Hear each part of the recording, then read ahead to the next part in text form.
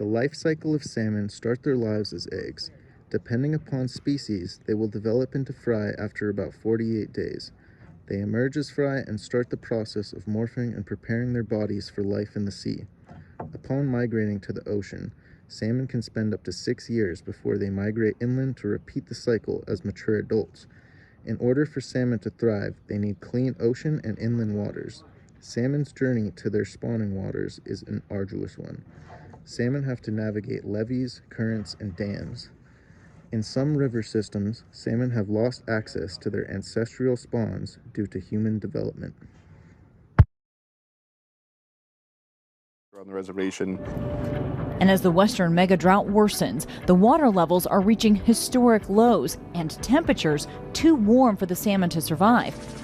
Alarms have been going off since 2002, when 34,000 adult salmon were killed in the Klamath.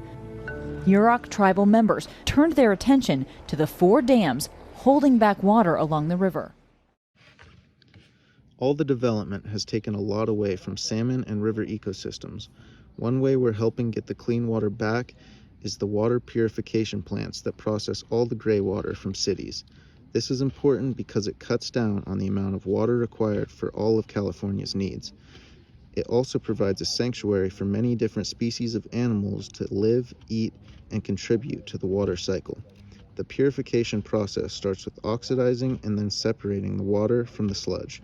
That sludge is then broken down by anaerobic digesters, which produce methane gas that can be used as a renewable energy that can sometimes run the entire plant. From there, the water goes to oxidization ponds that grow algae. After that, water goes to treatment marshes where an abundance of vegetation helps filter the water further. The final stage is the disinfection facility, where the water is sent into channels and treated with chlorine gas. After that, sulfur dioxide is used to take out the chlorine, and then the water is sent out to be reused and repurposed. However, the sulfur is toxic, and in the future, it will be switched out for an ultraviolet treatment.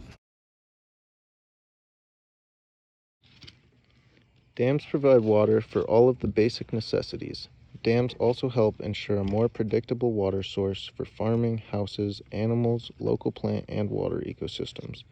Dams also reduce the sediment load from settling downstream, which in turn promotes downstream erosion.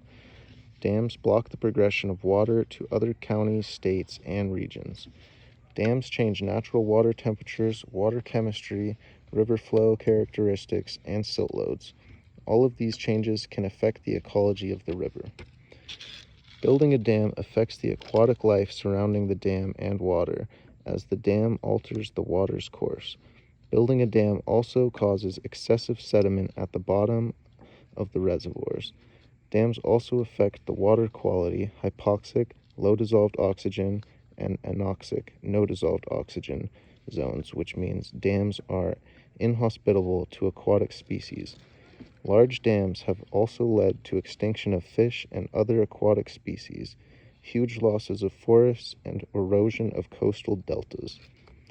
On the positive side, dams store water for farming, cities, renewable energy, and prevent inevitable flooding in cities and farms. Thanks to side dam holding storages, we have controlled water distribution systems to have water flow through cities. However, that water needs monitoring. We can monitor our water by building more farms locally and sustainably to ensure our farmers' water usage is maximized. One practice that could help is the no-till agricultural technique. By using this technique, it can help retain water in the soil, surface runoff, and loss of soil/nutrients.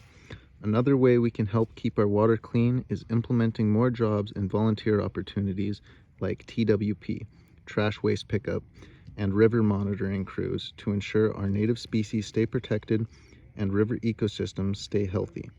Another way we can keep our water clean is by implementing a gray water regulation system. This system could work as a security monitor to prevent waste being disposed into our water ecosystem, such as cameras, metal detectors, or a waste net. These are just a few ways that we can help keep our water management in check, looking towards the future where our water sources are becoming more scarce and valuable.